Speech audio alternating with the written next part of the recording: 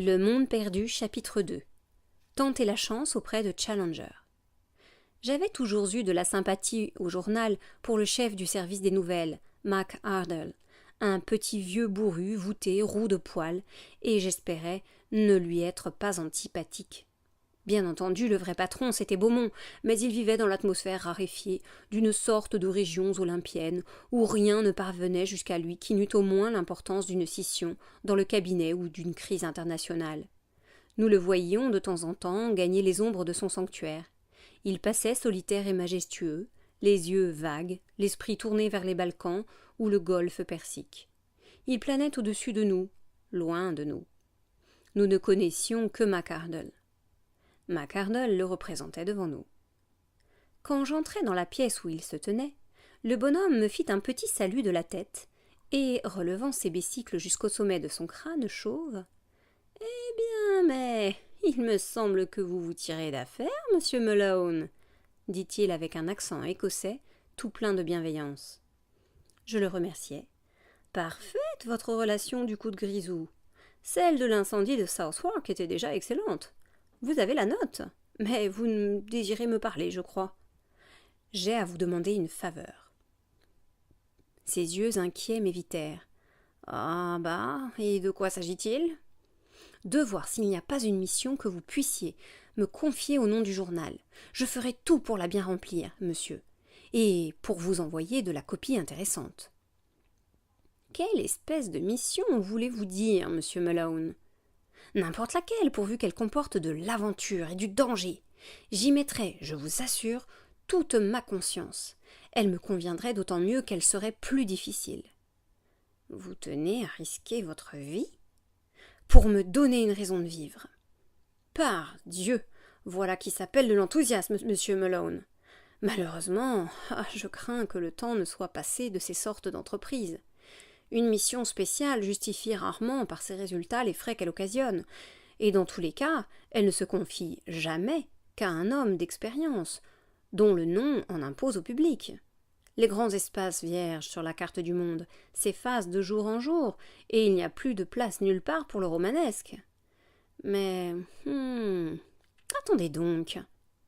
Un sourire éclaira le visage de Mac Ardle. Parlant des grands espaces restés vierges sur la carte, il me vient une idée. Que diriez-vous si je vous chargeais de confondre un imposteur, un moderne Munchausen, et de le rendre ridicule ? Vous auriez à faire la preuve de ces mensonges ? Hé, mon ami, cela n'irait pas sans beauté. Que vous en semble ? Tout ce que vous voudrez, où et quand vous voudrez. Mac Ardle réfléchit une minute. « La question, dit-il enfin, c'est de savoir si vous pourriez vous entendre, ou même simplement causer, avec notre homme. Mais vous semblez avoir une sorte de génie pour vous imposer aux gens, don de sympathie, pouvoir magnétique, effet de vitalité juvénile, ou quelque chose d'analogue, je suppose. J'en ai pour ma part le sentiment très net. Oh, vous êtes bien aimable. Tentez donc la chance auprès du professeur Challenger. » Je ne dissimulai pas ma surprise. « Challenger » m'écriai-je. « Le professeur Challenger ? d'Enmore Park, le fameux zoologiste ? N'est-ce pas lui qui cassa la tête à Blundell du Télégraphe ?» Le chef esquissa un sourire. « Cela vous trouble ? Vous me disiez que vous cherchiez les aventures. »« Le fait est qu'en voilà une. »« Précisément. Je suppose d'ailleurs qu'il ne pousse pas toujours si loin la violence. Sans doute Blundell tomba mal ou ne sut pas le prendre. Vous pouvez avoir plus de veine ou plus de tact. Il y a là, sûrement, dans le sens indiqué par vous, quelque chose à faire. La Gazette marcherait. »« Mais j'ignore tout de Challenger. Je me souviens seulement d'avoir vu, à propos de Blundell, son nom évoqué en simple police pour coups et blessures. »« Apprenez une chose, monsieur Malone. Ce n'est pas aujourd'hui que le professeur m'intéresse, et que je le tiens à l'œil. » Il sortit un papier d'un tiroir. Voici sa fiche, je vous la résume. Challenger, George Edward, né à Largs, Angleterre septentrionale, 1863. Élève de l'Académie de Largs, Université d'Édimbourg. Adjoint au British Museum, 1892. Conservateur adjoint du service d'anthropologie comparée, 1893. résigna ses fonctions la même année après des lettres acrimonieuses. Titulaire de la médaille Crayston pour recherche zoologique. Membre étranger de... Ici, une kyrielle de noms, plusieurs lignes en petits caractères. Société belge, Académie des sciences de la Plata, etc. Ancien président de la Société paléontologique. Membre de l'Association britannique, section H, et ainsi de suite. A publié quelques observations sur une série de crânes kalmouks, esquisses de l'évolution vertébrée, et de nombreux articles dont un, Les mensonges du weissmannisme, provoqua une discussion orageuse au congrès zoologique de Vienne. Récréation favorite, marche, excursions en montagne. Adresse, Enmore Park, Kensington, W. Voilà, prenez ça, je crois que pour ce soir, nous n'avons plus rien à nous dire. J'empochai le papier. Pardon, monsieur, insistai-je, m'avisant que déjà je n'avais plus devant moi une figure mais un crâne. J'entends bien qu'il s'agit d'interviewer ce gentleman, mais quel propos? Instantanément, je vis reparaître la figure. Parti seul en exploration il y a 2 ans en Amérique du Sud, rentré l'année dernière, refusa de préciser la région explorée. Commençait un vague récit de son voyage quand, pour une objection soulevée, se replia dans sa coquille. Ou bien a été le héros d'une aventure peu banale, ou bien, ce qui paraît plus probable, n'est qu'un farceur. Rapportait quelques photographies en mauvais état, qu'on prétend truquer. Est devenu irritable au point de se jeter sur quiconque l'interroge et de faire gringoler son escalier aux journalistes. Mégalomane, homicide à tournure scientifique. J'ai vidé mon sac, monsieur Malone. Allez, maintenant, et rendez-vous compte. Vous êtes de taille à imposer le respect. En tout cas, le journal vous couvre. Loi sur la responsabilité patronale en matière d'accident.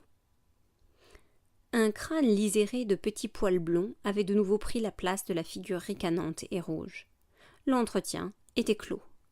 Je pris la porte et me dirigeai vers le Savage Club.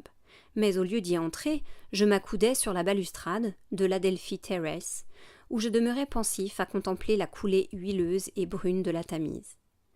En plein air, les idées me viennent plus nettes et plus justes. Je pris la notice que McArdle m'avait remise. Je la lus sous un globe électrique, et j'eus alors ce qu'il m'est impossible de ne pas considérer comme une inspiration. Pour arriver jusqu'au terrible professeur, je savais, n'avoir pas à compter sur ma qualité de journaliste, mais les violences dont faisait mention par 2 fois sa biographie sommaire pouvaient n'impliquer chez lui qu'un fanatisme de savant. N'y avait-il pas, de ce côté, un point par où il demeurait accessible? Je verrai bien. J'entrai au club. 11 heures sonnaient. La grande salle commençait à se remplir. Dans un fauteuil près de la cheminée, je remarquai un homme grand, mince, aigu, desséché. L'heureuse rencontre! Je connaissais Tarp Henry. Il appartenait à la rédaction de Nature, et il était la bonne grâce en personne. Je lui demandai à brûle-pourpoint. « Que savez-vous du professeur Challenger ?» « Challenger ?» Il fronça les sourcils. « Challenger est cet individu qui, parti pour l'Amérique du Sud, en revint avec une histoire abracadabrante. » « Quelle histoire ?» Il avait, disait-il, découvert les animaux les plus étranges. Depuis, je crois qu'il a fait amende honorable, ou du moins il s'est tu. Interviewé par l'agence Reuters, il souleva par ses déclarations une telle clameur qu'il jugea inutile d'insister. C'était une affaire à le discréditer devant tous ses confrères. Une ou 2 seules personnes ayant paru disposées à le prendre au sérieux, lui-même les découragea vite. Comment cela?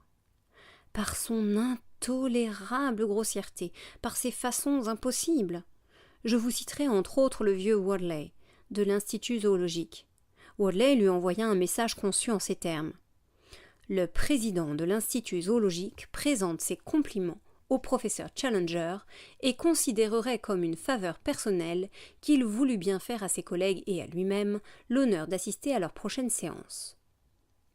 La réponse n'aurait pu décemment s'imprimer. Elle peut se dire? Je vous la traduis en l'expurgeant. Le professeur Challenger présente ses compliments au président de l'Institut zoologique et considérerait comme une faveur personnelle qu'il voulut bien aller au diable. Oh, fichtre! Oh, je vois d'ici la tête du destinataire. Je l'entends encore, ce pauvre vieux Wadley, gémir au début de la séance. 50 ans de relations scientifiques. Il ne devait pas s'en remettre. Avez-vous d'autres détails sur Challenger ? Je suis, vous le savez, bactériologiste. J'habite très exactement un microscope, à peine si je regarde rien de ce qui se voit à l'œil nu. Je vis en pionnier à l'extrême frontière du connaissable, et je me sens tout dépaysé quand je sors de mon laboratoire pour aborder mes semblables, créatures démesurées et grossières. J'ai l'esprit trop détaché pour médire. Cependant, j'ai entendu parler de Challenger dans les milieux savants. C'est un homme qu'on n'a pas le droit d'ignorer, aussi intelligent que possible et doué d'une énergie, d'une vie qui en font une sorte de batterie en pleine charge. Mais par contre, intolérant, sujet à des idées fixes, incapable de scrupules. N'alla-t-il pas, dans cette affaire d'Amérique, jusqu'à truquer des photographies ? Vous le dites, sujet à des idées fixes. Par exemple, il en a 1000, dont la plus récente à propos de Weissmann et de l'évolutionnisme fut cause qu'il déchaîna un beau vacarme à Vienne. Dans quelles circonstances ? Je ne me rappelle pas bien, mais nous avons au journal un texte anglais du procès-verbal de la séance. Voulez-vous prendre la peine de venir avec moi ? Mais très volontiers. Je dois interviewer le professeur et je cherche un moyen de l'atteindre. Merci de m'y aider si aimablement. Je vous accompagne. 1 heure plus tard, dans les bureaux de Nature, j'étais assis en face d'un grand volume. L'article que je consultais, Weissmann contre Darwin, portait en sous-titre « Vives protestations à Vienne, une séance orageuse ».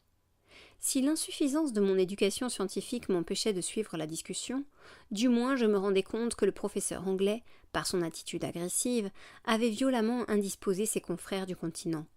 Protestations, bruits, réclamations unanimes, ce sont les 3 premières parenthèses qui me sautèrent aux yeux.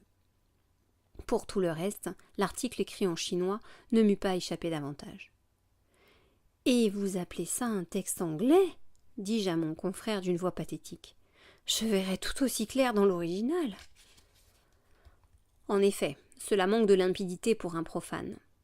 Si seulement j'y trouvais à prendre une bonne petite phrase explicite d'où se dégageât un semblant d'idée, je n'en demanderais pas plus. Tiens, mais justement, en voilà une, je crois. Une à peu près intelligible. Je vais en prendre copie. Elle m'offre une entrée en matière. C'est tout ce que je puis pour vous. Attendez donc, je voudrais écrire au terrible professeur. Si vous me permettiez de rédiger ma lettre ici même, sur du papier à l'entête de votre journal, cela mettrait autour de moi une atmosphère. Et Challenger ensuite viendrait nous faire une scène à tout casser ? Non pas, vous verrez la lettre. Elle n'aura rien de provocateur, je vous assure. Bon, voici donc ma chaise et ma table, vous trouverez là du papier. Mais il est entendu que je donnerai un coup d'œil à votre lettre avant qu'elle ne parte.